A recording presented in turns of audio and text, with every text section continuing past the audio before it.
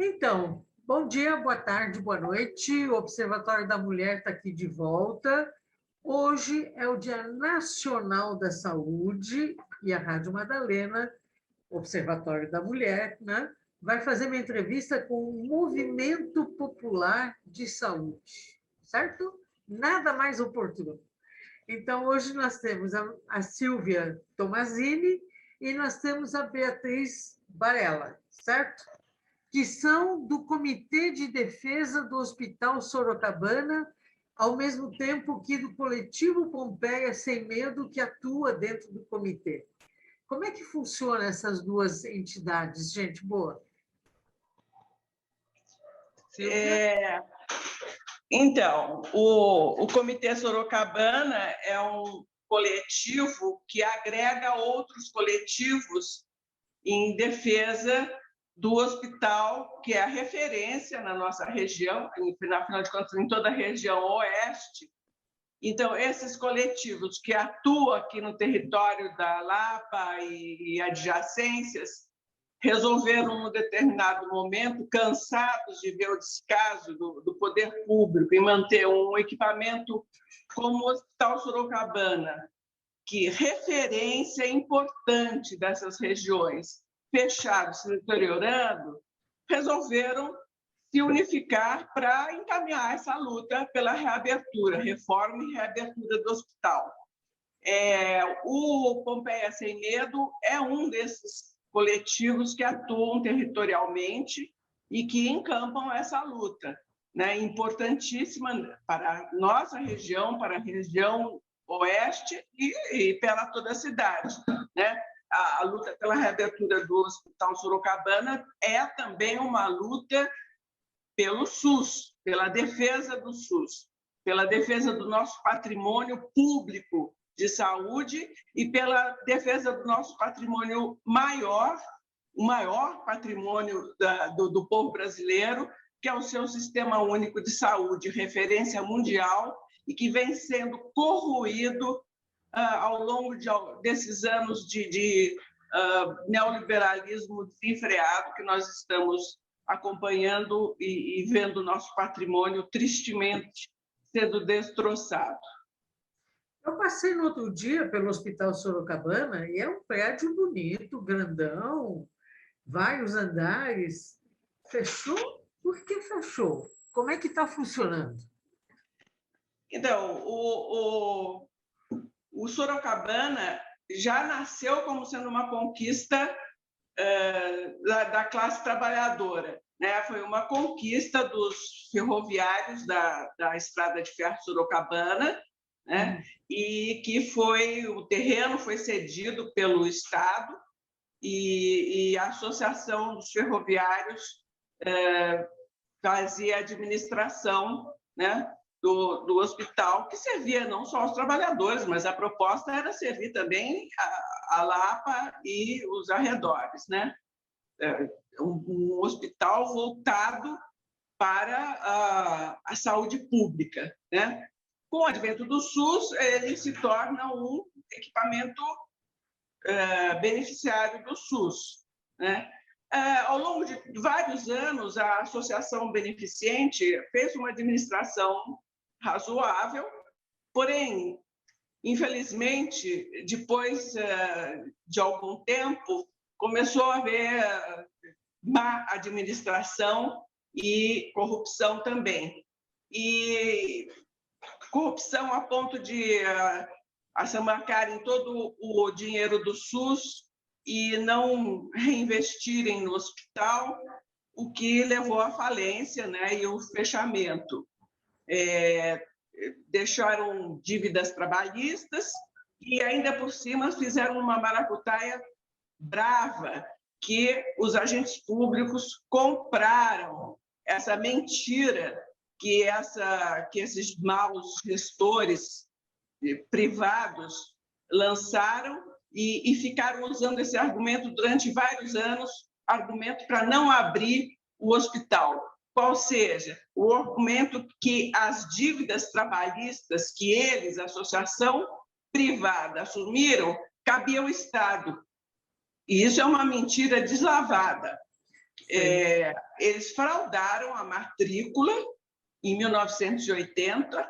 A matrícula original, na lei que o Estado concedeu aquele patrimônio para a gestão da Associação dos Ferroviários, constava em havendo má gestão, o equipamento e o terreno volta para quem está concedendo o direito de uso, qual seja o Estado. Né? E, em 1980, essa associação fraudou a matrícula, e dizendo que todas as dívidas trabalhistas o Estado teria que assumir. E o pessoal comprou essa mentira. E, o ano passado, nós, baseados na lei de 1954, desmascaramos essa mentira. Eu não sei se é possível a gente ouvir uma fala do nosso companheiro Tony Zargato, que o ano passado, numa sessão da Câmara dos Vereadores, jogou luzes sobre esse fato, com a PGR presente e tudo, e o que é assombroso, porque como é que a PGR nunca se debruçou nesses fatos, né? Nunca trouxe à tona esses fatos.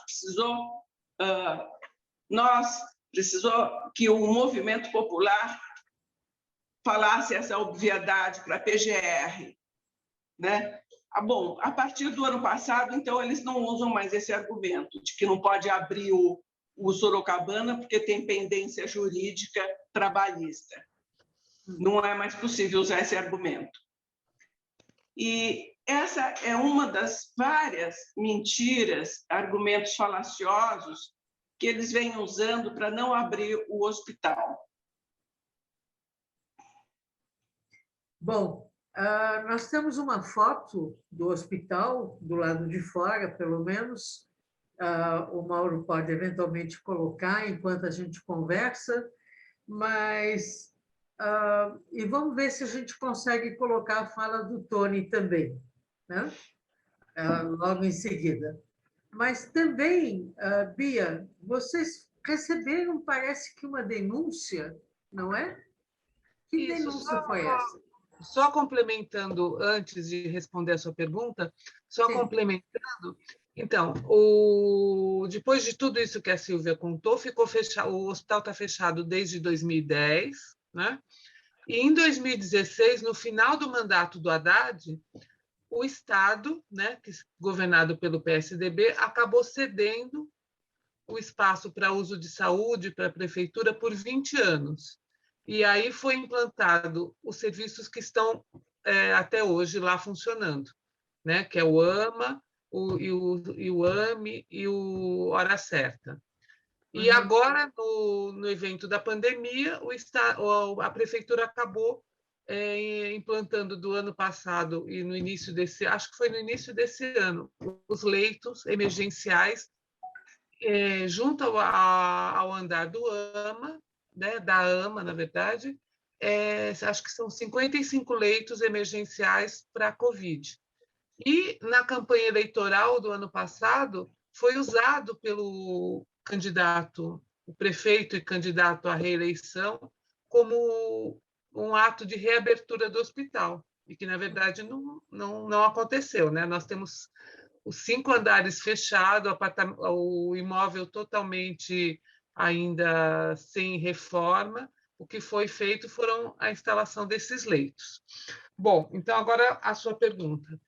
O comitê já é reconhecido, né, pela população como um movimento atuante na área da saúde, e nós recebemos uma denúncia de uma usuária da AMA, que chegou com o teste Covid positivo, de um mau atendimento, né, de um atendimento desumanizado. Nós temos uma carta, ela escreveu uma carta com todo o detalhamento do atendimento, e o que acabou motivando a denúncia foi que ela saiu de lá sem orientações devidas e, o pior, com receita com remédios que já são comprovadamente inadequados, né? Ah, Não era exatamente o kit COVID, mas era uma mistura, né? Na verdade, com Tamiflu, que já está comprovadamente não eficiente para o COVID, que era usado para o H1N1, para o vermífugo, né? Que também foi lançado.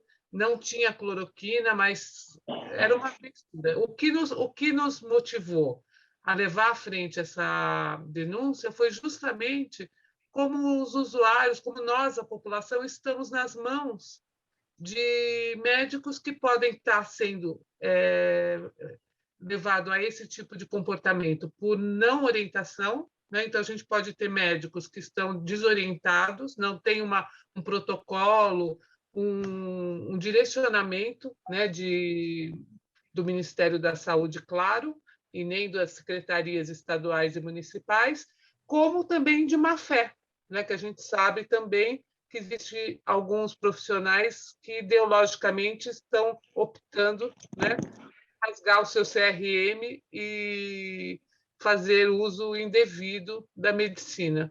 Então, nós encaminhamos, em primeiro lugar, para a bancada dos vereadores que apoiam a nossa luta, né, a bancada dos vereadores do PT e do PSOL, pedindo para que eles, junto com a Comissão de Saúde, que tem a vice-coordenação da vereadora Juliana Cardoso, entrasse e solicitasse, né, um protocolo por SMS para as áreas técnicas e, ao mesmo tempo, fizemos essa manifestação no Ministério Público. E nós tivemos um retorno do vereador Donato, ele recebeu um retorno da área técnica, de representantes do secretário de Saúde, dizendo que existe um protocolo e que tinham entrado e notificado a unidade e o profissional, e o Ministério Público também respondeu que tinha notificado o serviço. E por essas notificações, como fui eu a denunciante no Ministério, porque não poderia ser só o comitê, precisaria que uma pessoa se identificasse, né? Então, os dados que constam no Ministério são os meus dados pessoais. O gerente da AMA entrou em contato comigo, dizendo que recebeu as notificações, que tinha tomado providências, reunido a equipe em relação ao atendimento que a usuária relatou como desumanizado e afirmou que existe um protocolo e que a unidade segue e que ele só não pôde fazer uma comparação, né, uma revisão de prontuário do atendimento porque a paciente pediu sigilo, ela não se identificou na denúncia. Então, ele disse que existe um protocolo. Eu pedi para que ele me encaminhasse o protocolo, ele disse que ia encaminhar para o Ministério Público, porque ele recebeu as notificações oficialmente e queria responder oficialmente. Então, o que nós estamos pedindo agora, apoio dos vereadores, é para que eles, né, e a Comissão de Saúde em particular, peça, né, para a SMS esse protocolo que exponha, porque nas páginas da prefeitura eu não localizei esse protocolo, nem na área técnica, nem na atenção básica, eu não localizei esse protocolo. Então, como eles estão, tanto a SMS como o gerente da AMA, dizendo que existe um protocolo, e a gente sabe que não existe uma coordenação geral do Ministério da Saúde, a gente pediu para que tivesse acesso a esse protocolo. Existe controle social do Hospital Sorocabana? Existe um conselho gestor formado, né? Mas que a gente sabe que os conselhos gestores atualmente são muito inativos, principalmente, aí a gente pode entrar numa outra conversa, numa outra pauta, que é a gestão dessas unidades por OS, né? Então, porque o conselho gestor ele é formado por representantes da população, representantes de funcionários e representantes da gestão. Quando nós temos o pedaço do representante de funcionários OS, né, contratado, que contratam profissionais por CLT e que não tem vínculo nenhum com a população, a gente perde uma perna. E a gente sabe também que nessa gestão atual, eles estão desmobilizando, né? Todos os conselhos, eles não estão valorizando essa discussão. Então, existe formalmente, mas que a gente percebe que não estão atuantes. Tanto o Conselho Municipal de Saúde, como os conselhos locais nas unidades. A Sílvia pode falar um pouquinho mais, porque ela participou das reuniões dos conselhos lá da AMA, né, Sílvia? Acho que algumas vezes. Infelizmente, a lei SUS, que diz que os conselhos têm que ter poder, ela não vem sendo cumprida. Os conselhos estão reféns, apelegados, né, à política das OSS, porque quando as OSS, as organizações ditas sociais de saúde, que na verdade são empresas privadas, né, assumem a gestão, é uma ilegalidade. Aí já começa a destruição, o esvaziamento da lei SUS, é corromper a lei SUS. Porque na lei SUS diz que pode ter serviço particular para cobrir especialidades ou carências do próprio sistema. Agora, jamais diz que uma associação privada pode gerir, administrar equipamentos públicos. Isso é ilegal. Não é possível fazer uma coisa dessa. Por que não é possível? Porque retira da lei o seu papel de controlar a administração, a gestão, justamente, né? Se uma empresa privada fica fazendo a gestão, ela não está à mercê da lei pública do SUS. Ela é outra natureza, é de outra natureza. Seus funcionários têm que responder apenas ao seu patrão.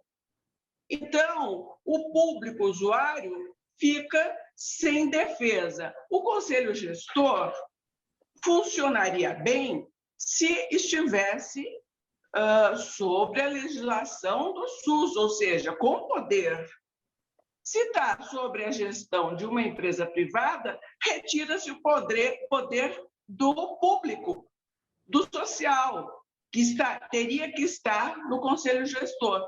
Então, é pro forma. Os conselhos gestores, hoje em dia, são só para inglês ver. É a famosa encenação da democracia, dos tucanos e adjacências políticas, né? Como o prefeito atual. É encenação da democracia, não é realmente dar poder ao público para ter interferência e ter voz ativa nos seus organismos, né? Eles retiram, esvaziam as entidades de participação pública. É isso que está acontecendo. Como a Bia falou, cada vez que entra uma OSS dizendo que SUS num equipamento público, é uma mentira deslavada, porque eles estão justamente retirando o nosso poder de controle, porque não estão sob a legislação SUS. É uma legislação à parte, está fora do controle público. E é isso que a gente tem que denunciar, e é isso que a gente tem que fazer um esforço de esclarecimento, porque não fica claro para o público. Para o público usuário, assim, servindo direito, prestando serviço direito dentro do médico, tá bom, não interessa quem vai oferecer esse serviço. Mas interessa porque essas empresas visam o lucro, não visam a saúde pública. São empresas disfarçadas de prestadoras de serviços públicos, né? É uma terceirização indevida que está maculando o Sistema Único de Saúde.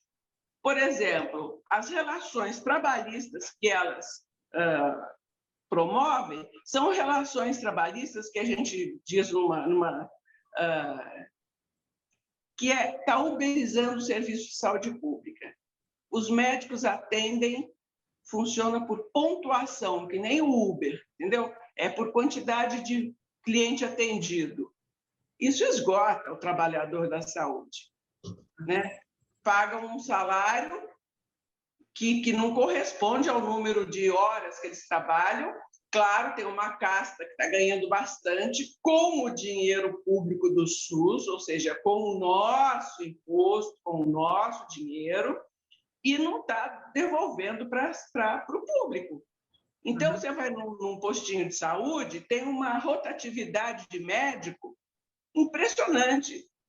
Aquela ideia de territorialização da lei SUS, de vínculo entre o agente de saúde, o trabalhador da saúde e o público que ele atende, morre, desaparece, porque os médicos não ficam no seu posto de saúde. Há uma grande rotatividade, eles se esgotam. Qualquer um que usa posto de saúde, usa UBS, constata isso. E constata também a supressão de especialidades. Ginecologista, aqui na minha região tem uma ginecologista para atender alguns postinhos. Psiquiatria está desaparecendo. Então, há uma supressão de serviços necessários e diferenciados em cada região. Cada região tem necessidade de mais este ou aquele especialista. E não está tendo. Ou seja, está corroendo pela base, está corroendo aos poucos, vai correndo, de repente acaba. Aí precariza, aí é o grande argumento dos privatistas. O serviço é ruim. O serviço não presta. É serviço público, não presta.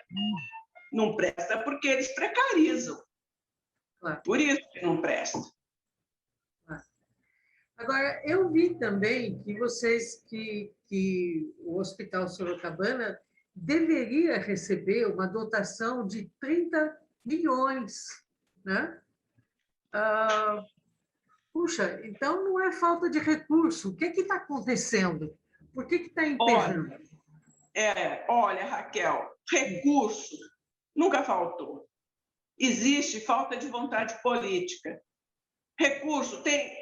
Há 2 anos atrás, tinha recurso do BID, tem o recurso do BID, né? O secretário veio até a nossa região e anunciou a reabertura do Hospital Sorocabana há 2 anos atrás, antes da pandemia, né? Que agora temos gravado essa fala, né?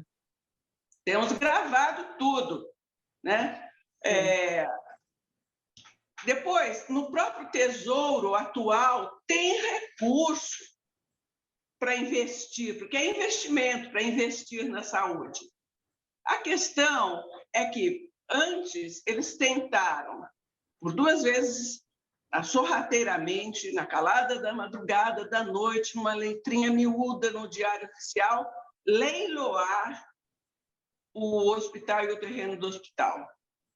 Nós achamos isso, por acaso, um companheiro do Pompeia, do Comitê Sorocabana, e denunciamos para o Ministério Público, foi sustado no leilão, uma vez. O ano passado, retrasado, novamente tentaram. Tem outra ponta que tenta boicotar, que interessa o hospital fechado, que é o mercado imobiliário. O metro quadrado ali é super valioso. Não interessa ali, sabe, ter um hospital público, tá? Com gente diferenciada, porque já se tornou classe média bem, usando ali. Então, para o mercado imobiliário, interessa que aquele negócio se deteriore, fique mesmo uma sucata, para aí, então, fechar de vez, né? E entregar bem baratinho para os compadres, né? Então, existem vários interesses ali.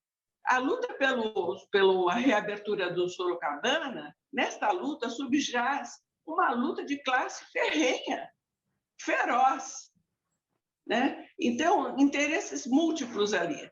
Os 30 mil que estão anunciando como a panaceia curativa, puxa, a gente também comemora. É bom sempre que venha.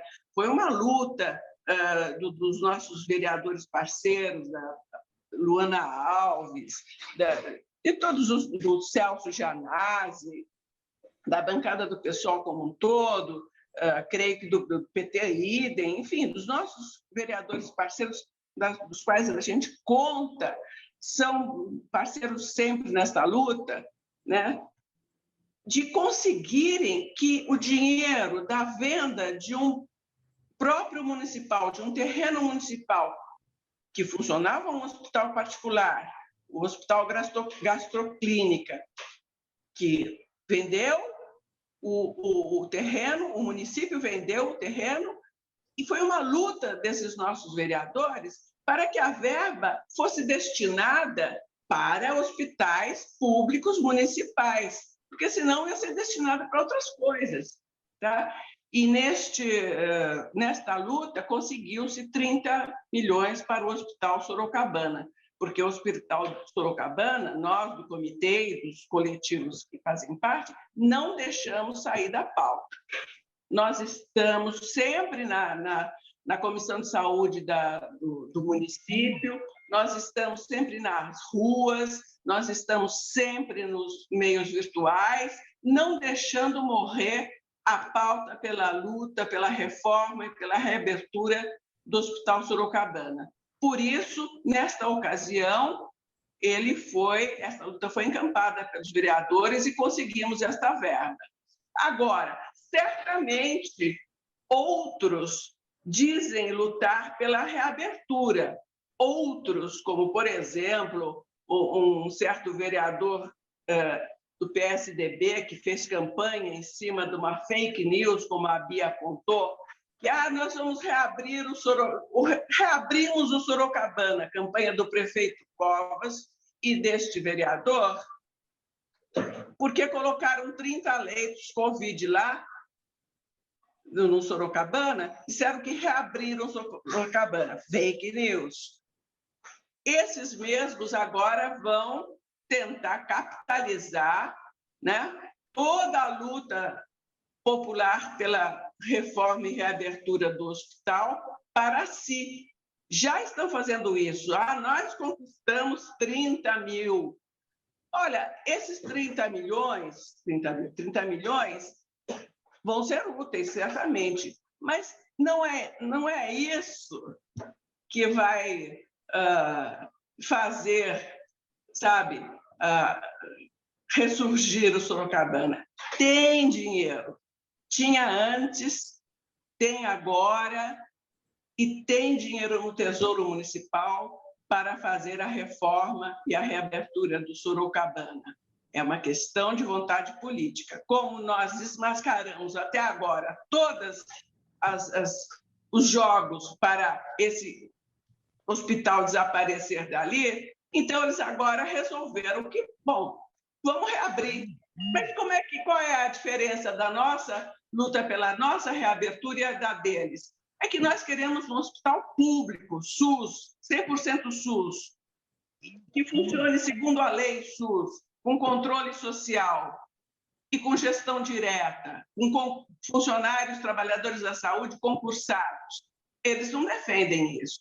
Eles querem entregar para as OSS, tipo IABAS, tipo Saúde da Família, que são portas abertas para a corrupção, como mostra o caso triste do estado do Rio de Janeiro, né? Como mostra aqui em São Paulo mesmo, a IABAS denunciada de corrupção. Essas OSS não têm controle social, elas são passíveis de abrir para todo tipo de corrupção. Nós precisamos ficar atentos. Bia, você quer complementar?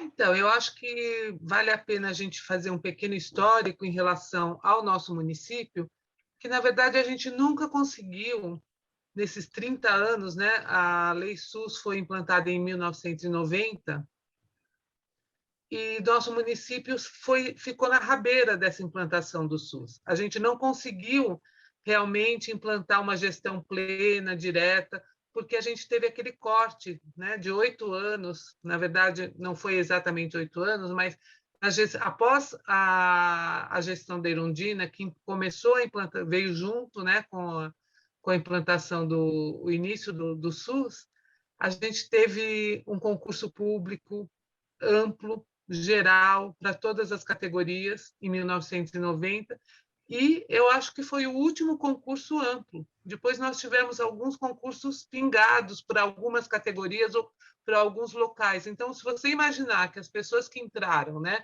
amplamente para formar essa rede de atendimento em 1990, as pessoas estão se aposentando. De 2015 para cá, nesses últimos 5 anos, além de não termos uma reestruturação, novos concursos, a gente teve aposentadoria em massa, né? Essa turma está 30 anos trabalhando.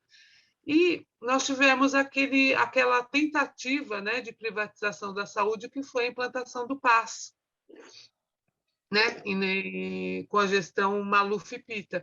Então, eles desestruturaram, né, quando ainda estava no momento de início de implantação do SUS, a gente tinha 4 anos de implantação do SUS, eles desestruturaram a Secretaria de Saúde. Então,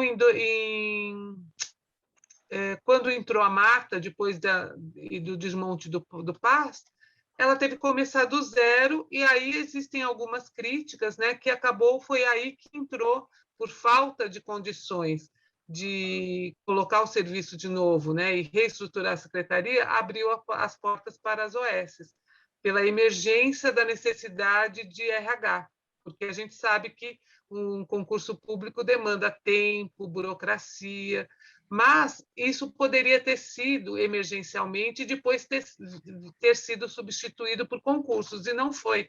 Então, o que a gente tem hoje? A saúde do município praticamente entregue, né, nas mãos das OS, e existe uma falha, porque se a gente enxergar a OS como uma contratação de serviços, nunca o gerenciamento da saúde é do município, né? É público, mas a gente vê que isso na prática não se cumpre.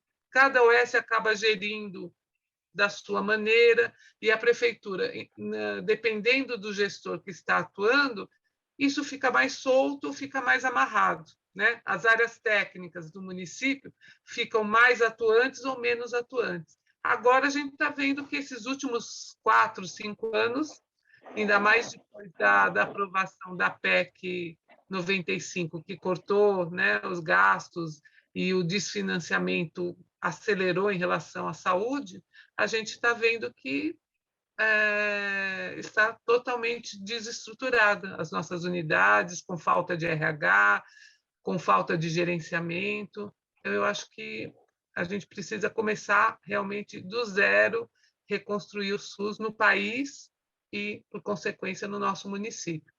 E só voltando ao caso do Sorocabana, existe um entrave ali, que é a municipalização. O Estado nunca municipalizou, ele fez cedeu por 20 anos para uso de saúde, mas ainda a posse do imóvel é do Estado. E a prefeitura acaba sempre alegando que não quer investir dinheiro para reforma e reabertura, porque não foi municipalizado. Só que a gente sabe que há 8 anos, né? Ou há 8 anos não, né? Mas há 5 anos, a gestão é a mesma, né? A gestão no Estado e no município. Então, é falta de vontade política mesmo, porque é uma coisa que eles poderiam ter resolvido muito facilmente, essa municipalização, que dizem que agora vão concretizar para finalmente começar a reforma. E, em relação às verbas, a gente não pode esquecer também que, quando a subprefeitura da Lapa abriu para os projetos mais votados na região, por 2 anos, né, o ano passado e esse ano, o Hospital Sorocabana foi o projeto mais votado pela população, de necessidade de alocação de verba para a reabertura do hospital. De todos os projetos, né, não só da saúde, o Hospital Sorocabana é o projeto mais votado na subprefeitura da Lapa. Então, existe um anseio popular por esse hospital. Nós temos uma subprefeitura que hoje oficialmente conta com mais de 500 mil habitantes, sem um hospital geral. Quer dizer, a população que está sendo atendida na AMA Sorocabana ela está sendo, se necessário, internação ou coisas mais graves que precisam de um hospital, estão sendo levadas para o hospital de Pirituba, que é um hospital já superlotado, né, e de uma população também muito carente. Então, a gente não tem nenhum hospital, quer dizer, ou Pirituba ou Santa Casa, que também é referência não só do município, que também está sempre super sobrecarregada. Então, não tem justificativa para nós não termos um hospital geral na região, né? Uhum. E diante disso, o que vocês estão planejando fazer, Silvia? Então, pegando o gancho da Bia, a questão do PLOA, o Plano de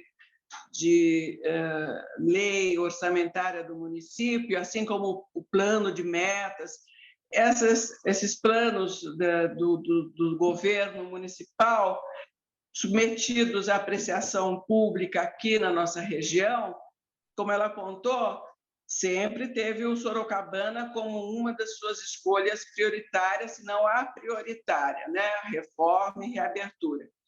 Aí a Secretaria de Finanças designou verba para o Hospital Sorocabana. Aí sai no Diário Oficial que há uma intenção de abrir uma UPA no Sorocabana. Ora, uma UPA é um equipamento ligeiro de atendimento, precário. Não isso é inversão das necessidades da região.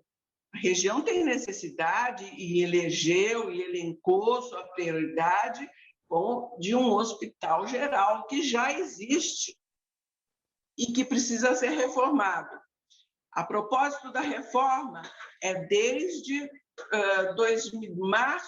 fevereiro, março de 2019, que 2020, um pouquinho antes da pandemia, de decretar a pandemia, foi protocolado pelo Conselho Municipal da Lapa, Conselho Participativo Municipal da Lapa, um protocolo para fazer uma vistoria, porque eles alegavam o tempo todo que o equipamento estava num grau de deterioração que não daria mais para ser reformado. Então, a gente solicitava uma vistoria técnica. Oferecemos até técnicos tarimbados para fazer a vistoria, junto com os técnicos da prefeitura. O Tony, que estava no Conselho Participativo Municipal, fez toda uma mobilização, vários conselheiros assinaram o documento, foi protocolado na Secretaria Municipal de Saúde, isso antes da pandemia. Silêncio em relação à auditoria, a vistoria com auditoria técnica, e mais, alegavam, inclusive o Conselho Municipal de Saúde, né, que está encabeçado por um pelego, que setores da esquerda, equivocadamente, ou sei lá se é esse o termo, ou capitulando, ajudaram a eleger, em detrimento da nossa chapa, né? Essas pessoas do Conselho Municipal de Saúde diziam que sim, que não tinha mais condições de reabrir o Hospital Sorocabana. Não podia mais reabrir porque estava muito deteriorado, fazendo coro com o governo tucano. Aí veio a eleição, veio a campanha da eleição. Depois de desmontarem os hospitais de campanha, aí, na eleição, o prefeito Covas, candidato Covas, como a Bia lembrou, colocou lá 30 leitos. E reabrimos o hospital. Certo? É assim que tem funcionado. Bom, eu estava falando isso porque não podemos aceitar uma UPA no lugar do nosso hospital geral. Isso é inaceitável. Nossos planos para agora sim, vamos fazer um ato público no sábado, dia 7, às 14 horas. Para quê?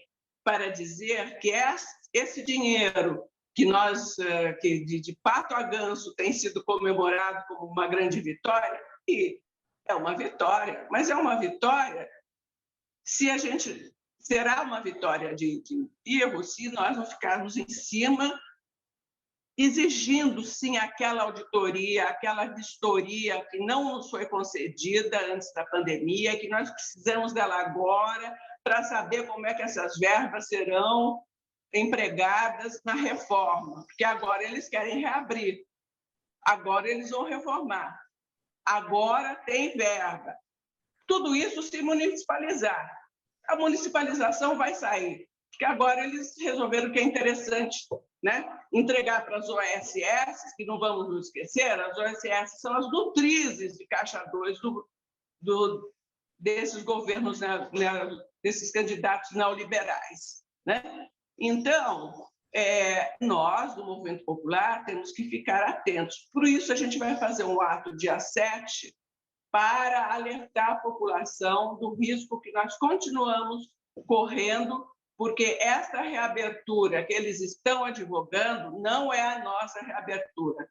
A nossa reabertura é com vigilância do Movimento Popular, de como as verbas públicas estarão sendo utilizadas ali, como é que se dará essa reabertura. Não queremos UPA, nós queremos um hospital geral, não queremos o OSS administrando o nosso hospital, queremos uma administração direta e com trabalhadores de saúde concursados.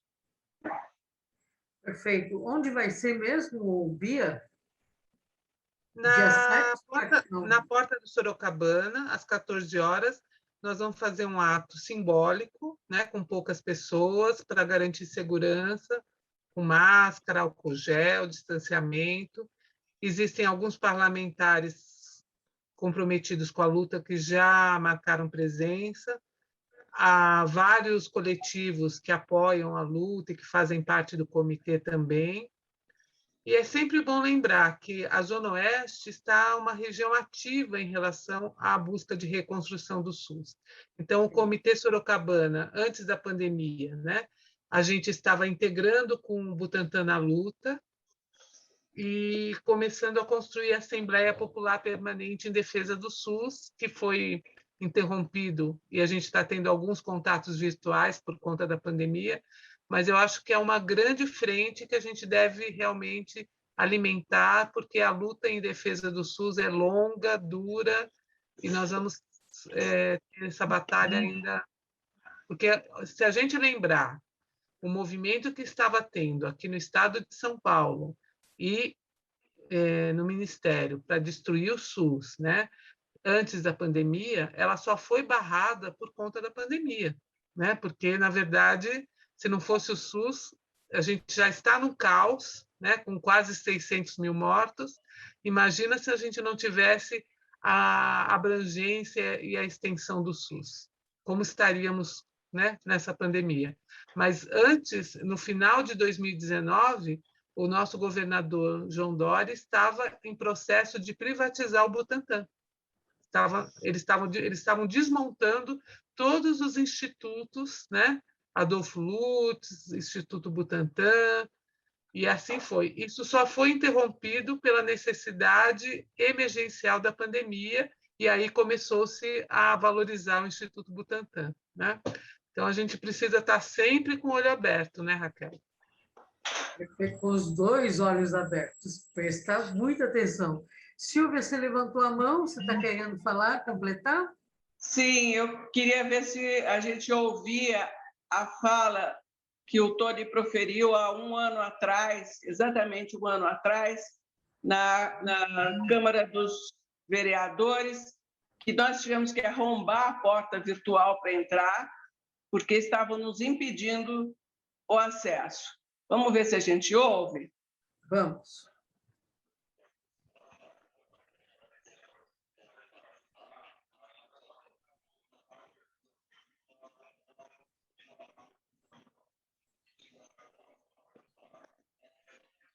Você está tentando colocar ou é o Mauro que vai tentar?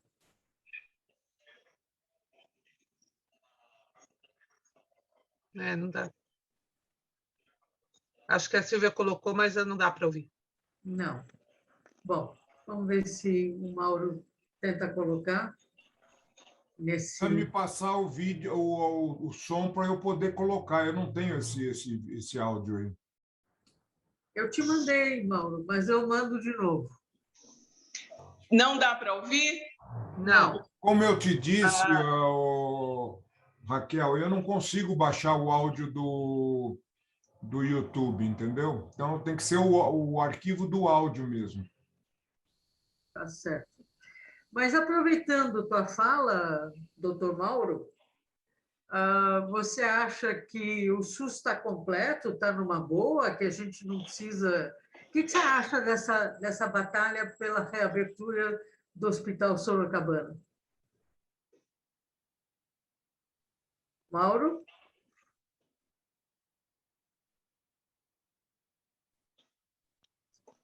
O áudio. Eu acho que todos os equipamentos de saúde que o SUS utiliza são altamente necessários.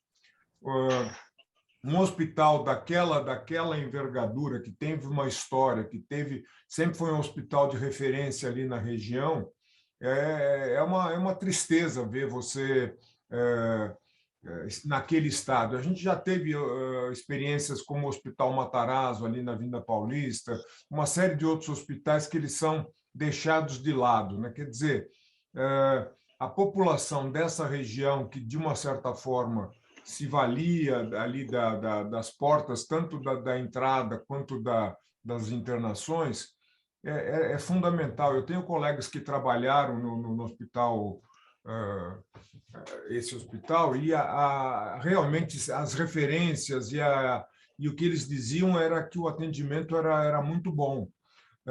Na ortopedia, particularmente, era referência ali na região. Então,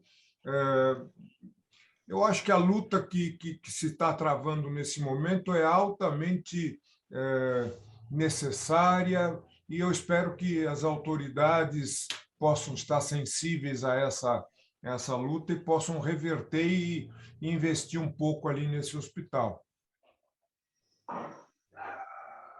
Perfeito. Bom, dia 7 de agosto, às 14 horas, em frente ao Hospital Sorocabana. Vocês querem completar alguma coisa para a gente encerrar o programa? Ou...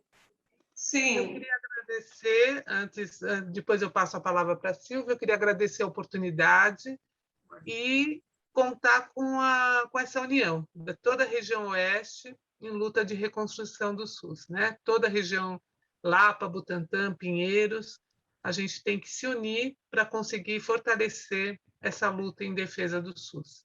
Perfeito. Silvia? Isso, faço minhas as palavras da Bia, no sentido de unificar as lutas da região oeste e lembrar que nós estamos no mês do aniversário do Comitê Sorocabana, que foi exatamente 3 anos que surgiu o Comitê Sorocabana, no mês de agosto, né? E que nós estamos dando continuidade e daremos a continuidade, mesmo com o comitê, mesmo com o hospital reaberto, nós continuaremos vigilantes e coesos e buscando unidade da luta com os outros movimentos pelo SUS. É isso. E agradecer a Raquel, ao Mauro, a Rádio Madalena e o Observatório da Mulher. Perfeito. Obrigadíssima. E a gente quer encerrar o programa com o card chamando para o dia 7, que o Mauro recebeu, né? Junto com a imagem do Hospital Sorocabana, e agradecer muitíssimo a Bia e a Silvia e ao Mauro. Obrigada, e a gente volta na semana que vem. Até, muito obrigada.